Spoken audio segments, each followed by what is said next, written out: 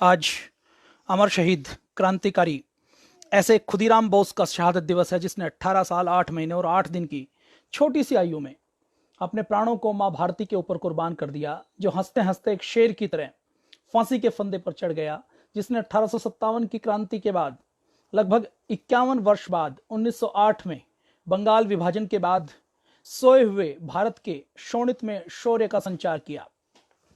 ऐसे शहीद आजम खुदीराम बोस, जिसको पाठ्य पुस्तकों में पढ़ाया नहीं गया, जिसके बारे में बताया नहीं गया। 1949 में पंडित जवाहरलाल नेहरू प्रधानमंत्री थे, तो मुजफ्फरनगर की जेल में बिहार में जहां उनको फांसी दी गई, वहां पर एक स्मारक बनाने के लिए वहां के लोगों ने पंडित नेहरू को आमंत्रित किया कि आप आइए, खुदीराम बोस एक महान क्रांतिकारी थे, उस क्रांतिकारी के स्मारक का आप शुभारंभ कीजिए ताकि क्रांतिकारियों को सम्मान मिले, जिन्होंने आजादी दिलाई उनको सम्मान मिले। तो पंडित जवाहरलाल नेहरू ने पहले हाँ की और उसके बाद मना कर दिया। उसने कहा कि मैं गांधीवादी हूं। खुदीराम बोस ने आतंकवादी काम किया था और मैं ऐसे आतंकवादी और हिंसावादी काम का समर्थन नहीं कर सकता। हमें दुख है कि ऐसे लोग जिन्होंने क्रांतिकारियों का सम्मान नहीं किया, जिन्होंने क्रांतिकारियों को उनका श्रेय नहीं दिया, जिन्होंने क्रांतिकारियों को अपना आदर्श नहीं माना, उनको इस देश में 70 सालों तक सत्ताओं के शीर्ष पर बैठाकर रखा। आज हम पूरे देश के प्रकाशकों को देख लेते हैं तो खुदीराम बोस के ऊपर अभी 3-4 वर्ष पहले एक पुस्तक आई है और कोई पुस्तक भी नहीं आई उस खुदीराम बोस के बारे में, जिसके बारे में जानकारी बहुत कम है। उस खुदीराम बोस के बारे में आइए हम बात करते हैं। खुदीराम बोस जी का जन्म 3 दिसंबर को 1889 में पश्चिमी बंगाल के मिदनापुर जिले के बहुवैनी नामक गांव में हुए। उनके पिताजी बाबू त्रैलोक्यनाथ बोस जी थे, उनकी माता का नाम लक्ष्मी प्रिया जी था, और उनके जो बाबू थे वो उस समय जो उनके क्षेत्र में जो रियासत थी उस रियासत में तहसीलदार थे। तो तहसीलदार होना क्या होता है यह आप समझ सकते हैं। एक अच्छे भले परिवार में उनका जन्म हुआ था। खुदीराम बोस को बचपन से ही आजादी की ऐसी लगन लगी कि बचपन से ही उन्होंने तय कर लिया था कि मुझे क्रांतिकारी बनना है। उस समय लोकमान्य तिलक को 4 पेज का संपादकीय लिखने के कारण मांडले की जेल में कारावास दिया था।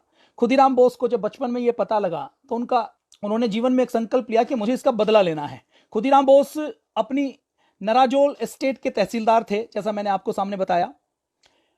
उनको कई वर्षों तक जब पुत्र नहीं हुआ तो उन्होंने काली माता की, सिद्धेश्वरी देवी की लगातार 3 दिन तक पूजा की और तीसरी रात माता काली ने उन्हें को सपने में दर्शन दिया कि तुम्हें पुत्र मिलेगा और ऐसा पुत्र मिलेगा जो बहुत बड़ा काम करेगा, यशस्वी होगा, लेकिन अधिक दिन तक जीवित नहीं रहेगा। तो उस समय के रिवाज के लिहाज से बंगाल में एक प्रथा होती थी कि जब कोई छोटा बच्चा होता था और जब उसके बारे में यह अंदेशा होता था, ज्योतिषी कहते थे कि ये अधिक दिनों तक जीवित नहीं रहेगा, तो उसको किसी को बेच दिया जाता था। तो खुदीराम बोस की एक बड़ी बहन थी, उस बड़ी बहन ने उसको 3 मुट्ठी चावल देकर खरीद लिया और जिसके कारण उसका नाम खुदीराम पड़ा कि खरीदा हुआ। तो उसकी बहन ने परिवार में ही एक रस्म करने के लिए उसको खरीद लिया ताकि इसकी छोटी आयु में डेथ ना हो, छोटी आयु में इसकी आयु लंबी हो, ऐसी वहां पर मान्यता थी। 6 वर्ष की आयु में खुदीराम के माता पिता चल पड़े। उनकी जो दीदी थी, बड़ी बहन थी अपरूपा देवी, का विवाह हो चुका था।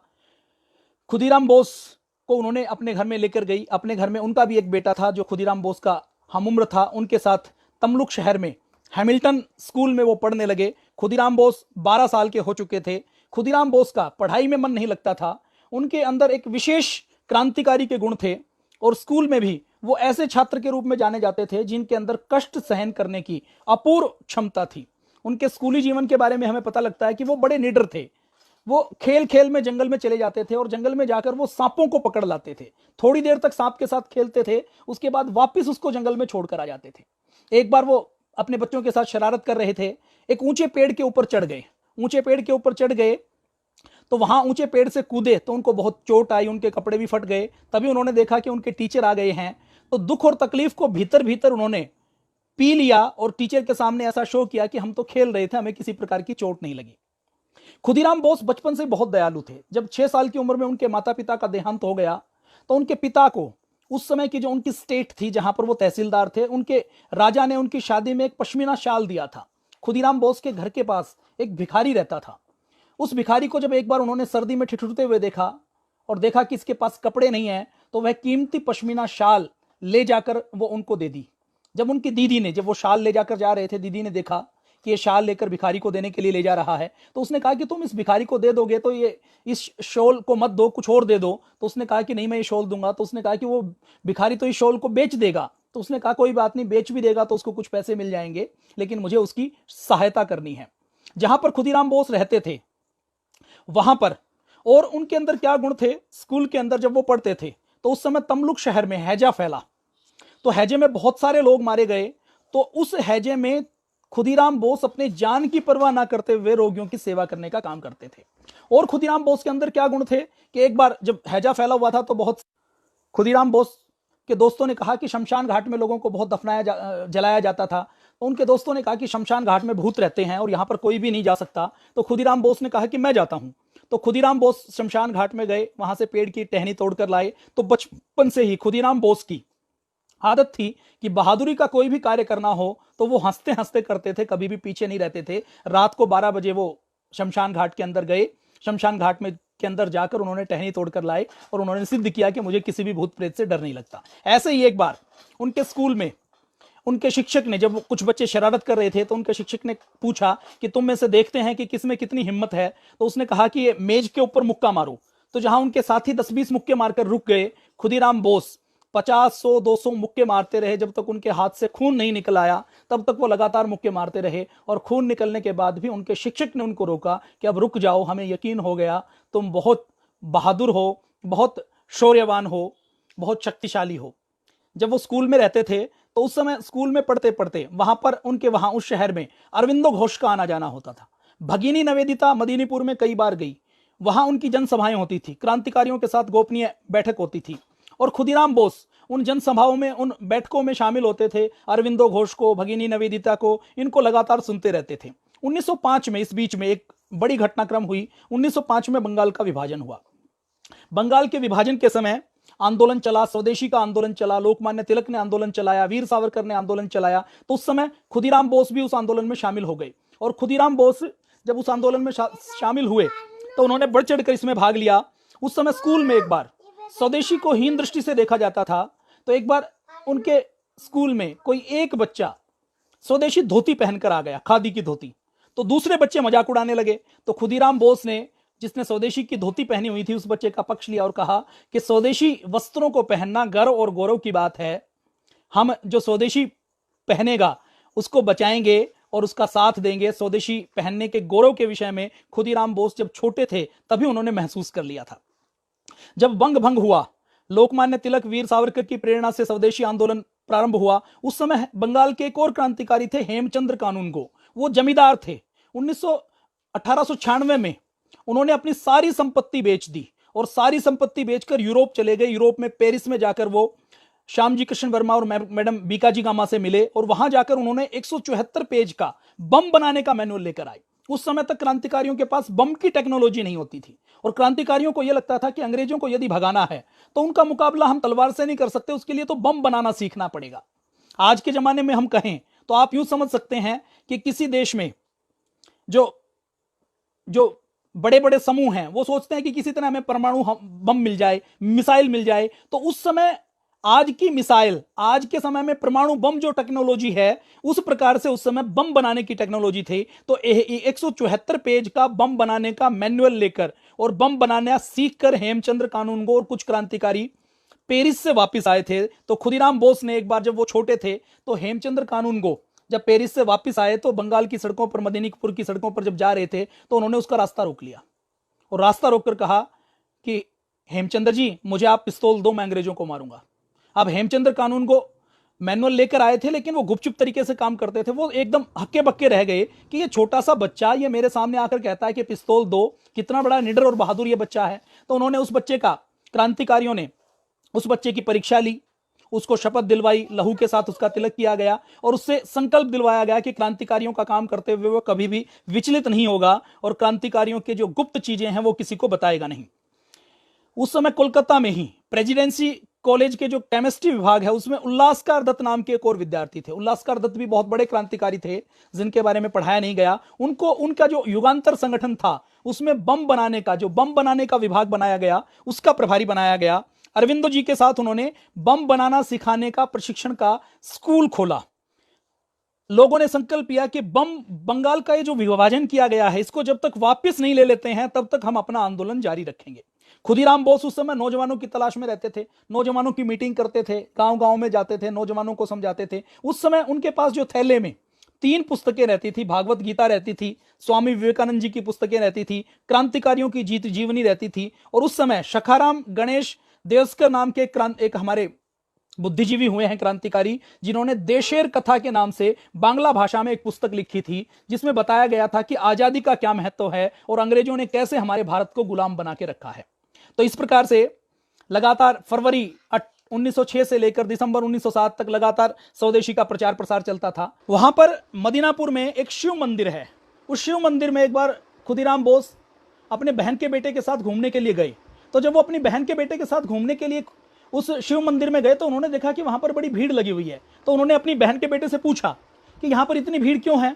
तो उन्होंने देखा कि वहां पर लोग जमीन पर लेटकर जैसे दंडवत प्रणाम करते हुए कोई पैदल यात्रा करता है, तो वैसी पैदल यात्रा कर रहे हैं। तो उन्होंने पूछा कि ये पैदल यात्रा ऐसे दंडवत करके उल्टे लेट कर क्यों जा रहे हैं। तो उनकी बहन के बेटे ने बताया कि यहाँ पर जो दंडवत प्रणाम करके भगवान शंकर के सामने कुछ भी वरदान मांगता है या विश करता है या इच्छा करता है तो वो इच्छा पूरी होती है। तो खुदीराम बोस उस दिन शाम को भगवान शिव के मंदिर के सामने लेट गए और 24 घंटे तक लेटे रहे। जंगल के अंदर मंदिर होता था, कीड़े मकोड़े सांप बिच्छू भी रहते थे। तो 24 घंटे तक वो लेटे हुए परिक्रमा करते हुए तो वहां पर भगवान शंकर की आराधना करते रहे। तो जब हेमचंद्र कानून गो और उनके परिवार में पता लगा तो देखा गया कि खुदीराम बोस 24 घंटे से गायब है, दिखाई नहीं दे रहा है। तो उन्होंने उसको ढूंढवाने की कोशिश की तो पता लगा कि ये तो मंदिर के अंदर है। तो वो मंदिर के अंदर गए और वहां पर जब उन्होंने देखा कि खुदीराम बोस तो उल्टे लेटे हुए हैं तो उन्होंने उसको उठाया। उन्होंने जब उसको उठाया और उन्होंने घर चलने के लिए कहा तो उन्होंने पूछा कि तुम क्या इच्छा करने के लिए भगवान शंकर के सामने दंडवत प्रणाम कर रहे थे, ये परिक्रमा कर रहे थे। तो उसने कहा कि मेरी इच्छा थी कि मैं इस देश को अंग्रेजों से आज़ाद करवाऊं, इसके लिए मैं भगवान शंकर से प्रार्थना कर रहा था। लोग भगवान से इच्छा करते हैं कि हमें धन मिले, संपत्ति मिले, हमारा मकान मिले, हमारी शादी हो, हमें सुख सुविधाएं मिले। खुदीराम बोस के बचपन से ये इच्छा थी कि मेरा जीवन तो देश के लिए है और यदि देश को मैं आज़ाद करवा पाया तो ये मेरा सबसे बड़ा काम होगा। खुदीराम बोस ने अपने पास गीता वो हमेशा रखते थे, देशभक्ति की पुस्तकें रखते थे। इटली के 2 क्रांतिकारी हुए हैं, एक तो मैजिनी, एक गैरीबाल्डी। लाला लाजपत राय जी ने मैजिनी और गैरीबाल्डी की जीवनी लिखी है। लाला लाजपत राय से पहले बंगाल के कुछ क्रांतिकारियों ने मैजिनी और गैरीबाल्डी की जीवनी का अनुवाद किया। खुदीराम बोस अपने थैले में हमेशा मैजिनी और गैरीबाल्डी की जीवनी रखते थे। और ये जो गैरीबाल्डी और मैजिनी है, ये कितने बड़े क्रांतिकारी हैं इसका अंदाजा लगा लीजिए कि नेताजी सुभाष चंद्र बोस भी इनसे प्रेरणा लेते थे। नेताजी सुभाष चंद्र बोस ने अपनी बेटी का नाम अनीता रखा। क्यों? क्योंकि अनीता गैरीबाल्डी के परिवार से उसके परिजन के एक सदस्य का नाम था। तो इतने बड़े क्रांतिकारी मैजिनी और गैरीबाल्डी थी। तो उनकी पुस्तकें खुदीराम बोस हमेशा अपने थैले में रखते थे। और खुदीराम बोस क्योंकि ब्रह्मचारी थे, व्यायाम करके, लगातार प्राणायाम करके, योग करके उन्होंने अपने शरीर को बहुत मजबूत बना लिया था। शरीर को मजबूत बनाकर उन्होंने लाठी चलाना सीख लिया था बम बनाने के साथ साथ। तो एक बार पास के गांव में कुछ लठैत थे, कुछ मुस्लिम लठैत थे, तो उन्होंने आपस में चुनौती देते थे। तो एक बार उन्होंने चुनौती दी कि हमसे कोई मुकाबला नहीं कर सकता। तो खुदीराम बोस उनके सामने गए और उन्होंने कहा कि मैं तुमसे मुकाबला करूंगा। तो उन्होंने देखा कि ये छोटा सा बच्चा है, ये हमसे क्या मुकाबला करेगा, हम तो इनको चुनौती नहीं दे पाएंगे। तो खुदीराम बोस ने कहा कि चलो मुकाबला करो। तो 4-4 लठैतों को खुदीराम बोस ने अकेले ने धूल चटा दी थी। 1906 में मदीनीपुर में एक और घटना हुई। क्रांतिकारियों का अड्डा, सत्येंद्रनाथ बोस के नाम से एक और क्रांतिकारी थे जिनकी हैंडलूम की फैक्ट्री थी। वो क्रांतिकारियों का स्थान था। वहां पर क्रांतिकारी अपनी गुप्त सभा करते थे, गुप्त मीटिंग करते थे। और इसके साथ साथ मदीनीपुर में ही सत्येंद्रनाथ बोस के घर के पास एक काली मंदिर था। वहां पर नौजवानों को, नए नौजवानों की काउंसलिंग की जाती थी, उनका ब्रेन वॉश किया जाता था। और उनकी काउंसलिंग और ब्रेन वॉश करने के बाद रक्त से उनके हाथ को कट करके उनके रक्त से तिलक करवाया जाता था और संकल्प दिलवाया जाता था कि क्रांति के काम में कभी भी वो कायरता का साथ नहीं देंगे, कभी भी इस रास्ते से विचलित नहीं होंगे और कभी भी जो भी दुख आए, बाधा आए, उसका हंसते हुए सामना करेंगे। ऐसे ही 1906 में फरवरी में मिदनापुर में एक इंडस्ट्रियल, औद्योगिक और एग्रीकल्चर की प्रदर्शनी अंग्रेजों ने लगाई हुई थी। आसपास के प्रांतों से और बहुत सी भीड़ वहां पर आई हुई थी। तो क्रांतिकारियों ने सोचा कि यहां पर हम अपने मत का प्रचार प्रसार करते हैं। तो क्रांतिकारियों ने सोनार बंगला के नाम से एक पत्रक छपवाया था। उस पत्रक में क्या था? बंगाल का विभाजन अंग्रेजों ने क्यों किया, अंग्रेजों ने कैसे बंगाल को लूटा, भारत के पैसे से कैसे इंग्लैंड में धन संपत्ति आ रही है, इंडस्ट्रियलाइजेशन आ रहा है, औद्योगिक क्रांति आ रही है। तो ये उस पत्रक में था और भारत की आज़ादी के लिए नौजवानों से आह्वान था। तो उस समय क्रांतिकारियों के पास सोशल मीडिया नहीं था, उस समय ना फेसबुक था ना ट्विटर था। क्रांतिकारी बहुत मुश्किल से कोई पत्रक छपवा पाते थे और उस पत्रक को बांटने के लिए वो अपनी जान भी दांव पर लगा देते थे। तो वो औद्योगिक मेला जो चल रहा था उसमें सत्येंद्रनाथ बोस का जो सोनार बंगला जो पत्रक है वो उन्होंने बांटने के लिए खुदीराम बोस को जिम्मेदारी दी। थोड़ी देर में पुलिस वालों को पता लग गया, पुलिस वाले ने खुदीराम बोस को पकड़ने की कोशिश की। खुदीराम बोस ने पुलिस वाले की नाक के ऊपर घुसा मारा, उसकी पिटाई की और वहां से भाग गए। अब थोड़े दिन बाद कुछ लोगों ने उसकी शिकायत कर दी और खुदीराम बोस को पकड़ लिया गया। खुदीराम बोस को पकड़ने के बाद उनको कई महीने की सजा दी गई। सजा भुगतने के बाद खुदीराम बोस फिर जेल से बाहर आए। फिर जेल से बाहर आने के बाद फिर उन्होंने पत्रक बांटने शुरू कर दिए और फिर 1907 में खुदीराम बोस ने नारायणगढ़ रेलवे स्टेशन के ऊपर एक ट्रेन की बोगी उड़ाने की योजना बनाई। इसके बारे में कभी बताया नहीं जाता है। खुदीराम बोस और क्रांतिकारियों ने उस समय जो बंगाल का गवर्नर होता था ये सोचा कि बंगाल का जो विभाजन हुआ है इसमें गवर्नर का सबसे बड़ा हाथ है, यदि हम बंगाल के गवर्नर को मार देते हैं तो यूरोप तक इसकी गूंज सुनाई देगी। तो उन्होंने बंगाल के गवर्नर को मारने के लिए एक बोगी को उड़ाने की योजना बनाई, बम से हमला किया। अब ये दुर्भाग्य देखिए कि जिस बोगी में गवर्नर को होना था गवर्नर ने बोगी चेंज कर ली, वो दूसरी बोगी में था। क्रांतिकारियों का प्रयास सफल नहीं हो पाया। उस समय किंग्सफोर्ड नाम का एक जज था जो मिदनापुर में कार्य करता था, उसने अरविंदो घोष को सजा देने का काम किया और इसके साथ साथ वो जब भी कोई क्रांतिकारी आता था तो उसको कड़ी से कड़ी सजा देता था। अंग्रेजों का बहुत बड़ा पिट्ठू था, अंग्रेज ही था और क्रांतिकारियों से बहुत घृणा करता था। और उनके बच्चों के खिलाफ कोई भी, क्रांतिकारियों के खिलाफ कोई भी शिकायत आती थी तो उस शिकायत में वो बड़ी कड़ी से कड़ी सजा देता था। तो क्रांतिकारियों को यह लगता था कि इस किंग्सफोर्ड से हमें बदला लेना है। तो उस समय जब खुदीराम बोस को जेल से छोड़ा गया तो जेल से छोड़ने के बाद खुदीराम बोस का पूरे जिले में जुलूस निकाला गया। खुदीराम बोस ने बम बनाना सीख लिया था। किंग्सफोर्ड क्रांतिकारियों को सजा देता था। उस समय जो युगांतर छपता था, वंदे मातरम छपता था, संध्या शक्ति छपता था, उसके संपादकों को, पत्रकारों को, लेखकों को कोई उस अखबार को बांटता भी था तो उस अखबार को बांटने वाले में यदि कोई बच्चा भी पकड़ा जाए तो उस बच्चे को भी कोड़े लगाने की सजा देता था, जेल के अंदर डाल देता था, भयंकर यातनाएं देता था। तो इन सारे कार्यों को करते हुए किंग्सफोर्ड हमारे क्रांतिकारियों के टारगेट पर था कि किंग्सफोर्ड को किसी भी तरीके से हमें मजा चखाना है। तो किंग्सफोर्ड को मारने के लिए क्रांतिकारियों ने उस समय पार्सल में एक बम भेजा कि हम पार्सल भेजेंगे, पार्सल जैसे ही खोलेंगे तो बम फटेगा। किंग्सफोर्ड के नाम पार्सल भेजा गया। खुदीराम बोस और उसके क्रांतिकारियों ने किंग्सफोर्ड की जगह पार्सल उनकी कोर्ट के किसी दूसरे व्यक्ति ने खोला और क्रांतिकारियों की यह योजना भी निष्फल हो गई। अब अंग्रेजों को पता लग गया था कि किंग्सफोर्ड की जान को खतरा है क्योंकि किंग्सफोर्ड अंग्रेजों का हिमायती है और क्रांतिकारियों के निशाने पर है। तो किंग्सफोर्ड का तबादला मिदनापुर से करके उन्होंने बिहार के मुजफ्फरपुर जिले में कर दिया। मुजफ्फरपुर जिले में जब कर दिया तो वहां के क्रांतिकारियों ने निर्णय लिया कि हमें तो बदला लेना है और बदला लेने के लिए उन्होंने प्रफुल्ल चाकी नाम के एक क्रांतिकारी और खुदीराम बोस दोनों की ड्यूटी लगाई कि हम इन दोनों की ड्यूटी लगाते हैं कि ये वहां मुजफ्फरपुर में जाएंगे, किंग्सफोर्ड की रेकी करेंगे और रेकी करने के बाद या तो कोर्ट में या उसके घर में या वो कहीं जाता है तो वहां पर उसकी हत्या करेंगे और भारतीय के अपमान का बदला लेंगे, अरविंदो घोष के अपमान का बदला लेंगे, क्रांतिकारियों के अपमान का बदला लेंगे और अंग्रेजों के यूरोप तक, उनके ब्रिटेन तक हम ये संदेश देंगे कि भारत के अंदर अब आप लोगों का रहना सुरक्षित नहीं है, खतरे से खाली नहीं है। अब खुदीराम बोस और प्रफुल्ल चाकी की ड्यूटी लगाई गई। प्रफुल्ल चाकी, खुदीराम बोस मुजफ्फरपुर जिले में पहुंचे। वहां पर उन्होंने एक धर्मशाला में कमरा लिया और वहां पर रहकर किंग्सफोर्ड की रेकी करना शुरू किया। उनकी कोर्ट में गए, वो कोर्ट में उनको देखा, उनकी दिनचर्या को देखा और जब उन्होंने देखा कि शाम को खुदीराम बोस एक जो अंग्रेजों का जो क्लब बना हुआ है उस क्लब में रोज जाते हैं, उसकी बग्गी को उन्होंने देख लिया। बम बनाकर उन्होंने तैयारी कर ली कि आज शाम को जब किंग्सफोर्ड जाएगा और जाकर क्लब से जाने के बाद जब शाम को अंधेरा हो जाएगा 8, साढ़े 8, 9 बजे जब वो वापस निकलेगा तो हम बग्गी के ऊपर बम फेंकेंगे और किंग्सफोर्ड को मार देंगे। 30 अप्रैल को 1908 को दोनों बाहर निकले। किंग्सफोर्ड के बंगले के बाहर घोड़ागाड़ी की राह देखने लगे। पुलिस के गुप्तचरों ने उनको देख लिया। उन्होंने उनको टालना चाहा लेकिन वो वहां से एक बार उनकी नजरों से बचते हुए एक बार हट गए, दोबारा वहां से क्लब के पास आ गए। जब उन्होंने वापसी में क्लब से एक बग्गी को निकलते हुए देखा तो उन्होंने देखा कि इसके अंदर किंग्सफोर्ड होगा। उन्होंने बम फेंक दिया और उन्होंने सोच लिया कि अब बग्गी के अंदर किंग्सफोर्ड है तो उसका काम तमाम हो गया होगा। और बम फेंकने के बाद जब उन्होंने देखा कि उस बम की आवाज 3 मील तक सुनाई दी और उन्होंने देखा कि पूरा हो हल्ला हो गया है, पुलिस आ चुकी है, तो प्रफुल्ल चाकी और खुदीराम बोस दोनों अलग अलग दिशाओं के अंदर चले गए। प्रफुल्ल चाकी अलग दिशा में गए, खुदीराम बोस अलग दिशा में गए। खुदीराम बोस लगातार रात भर लगभग 24 किलोमीटर 24 मील तक लगभग 36 किलोमीटर तक चलते रहे और वैनी रेलवे स्टेशन पर जाकर उन्होंने विश्राम किया। वहां पर जब वो स्टेशन पर गए तो एक दुकान पर जब वो गए तो दुकान पर जाकर उन्होंने जब बात की, तो बात करते हुए जब उनको पता लगा कि किंग्सफोर्ड मरा नहीं है, तो उनके मुंह से निकल गया, क्या किंग्सफोर्ड मरा नहीं है? तो वहां पर पुलिस के कुछ सिपाही बैठे हुए थे, गुप्तचर बैठे हुए थे, उन्होंने खुदीराम बोस को पकड़ लिया।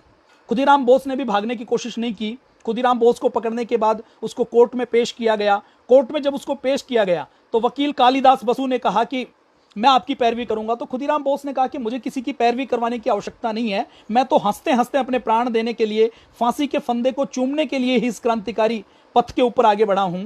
तो खुदीराम, जब वकील कालिदास ने कहा कि इससे तुम्हें फांसी की सजा हो सकती है, तो खुदीराम बोस ने कहा कि प्राचीन काल में भी पहले भी जो राजपूत औरतें होती थी वो चिता की आग में बिना डरे घुस जाती थी, मैं भी उसी तरह जैसे जोहर करती थी हमारी वीरांगनाएं, वैसे ही निर्भीकता के साथ मैं अपनी शहादत दूंगा। तो मैं फांसी से डरता नहीं हूं। फिर भी खुदीराम बोस के क्रांतिकारियों ने एक वकील खड़ा किया, जज के सामने खुदीराम बोस को पेश किया गया। जब जज के सामने खुदीराम बोस को पेश किया गया तो खुदीराम बोस डरे नहीं, और जब वो डरे नहीं तो लगातार जब वो बात करते रहे, जब उनको फांसी की सजा सुना दी गई तो लास्ट में उन्होंने कहा कि जज साहब मैं कुछ कहना चाहता हूं। तो जज साहब ने कहा कि जब तुम इतने छोटे से बच्चे हो तुमने कैसे बम बनाया? तो खुदीराम बोस ने कहा कि जज साहब यदि आप मुझे 2 दिन 3 दिन का टाइम दें तो मैं आपको भी बम बनाना सिखा सकता हूं। जज के सामने उसने कहा कि आप मुझे मौका दें ताकि मैं बम बनाने की टेक्निक बता सकूं। खुदीराम बोस की योजना थी कि इस समय कोर्ट में पत्रकार मौजूद हैं, आम जनता मौजूद है, यदि कोर्ट में मुझे मौका मिलता है कि कैसे बम बनाया जाता है, तो हेमचंद्र कानूनगो को पेरिस जाना पड़ा, विद्यालय चलाना पड़ा बम बनाने का, मैं यदि बम बनाने की टेक्निक कोर्ट में बताता हूं तो पत्रकार अखबार में छापेंगे और पूरे देश के नौजवानों तक बम बनाने की टेक्निक पहुंच जाएगी। यह योजना खुदीराम बोस की थी। अंग्रेजों का जज समझ गया कि इसको यदि मैं जेल कोर्ट के अंदर बोलने का मौका दूंगा तो यह बम बनाने की टेक्निक सार्वजनिक कर देगा और इससे अंग्रेजों का नुकसान होगा, तो उसने उसको मौका नहीं दिया और जेल भेज दिया। आज के दिन 11 अगस्त को खुदीराम बोस को फांसी की सजा सुनाई गई। फांसी की सजा सुनाकर जब उनको फांसी के फंदे पर ले जाया गया तो हंसते हंसते उन्होंने फांसी के फंदे को चूमा, और जब उन्होंने फांसी के फंदे को चूमा तो अंत में उन्होंने कहा कि मैं अपनी दीदी के नाम, अपनी मौसी के नाम, अपनी दीदी के नाम संदेश दिया कि मैं 18 महीने बाद दोबारा जन्म लूंगा, अपनी मौसी के घर जन्म लूंगा, और अगर तुम मुझे पहचान नहीं पाओ तो तुम्हें गले के ऊपर फांसी के फंदे का निशान मिलेगा। खुदीराम बोस की शहादत से क्या हुआ? खुदीराम बोस की शहादत के बाद जब उनका अंतिम जुलूस निकला तो हजारों लोगों की भीड़ उसके पीछे थी। जब उनका अंतिम संस्कार किया गया तो अपने घर से हाथी दांत के डिब्बियां लाकर, ताबीज लाकर लोगों ने उस राख को भर लिया कि हम खुदीराम बोस की राख का बना हुआ ताबीज अपने बच्चों को पहनाएंगे ताकि वो भी उनकी तरह बहादुर बन सके।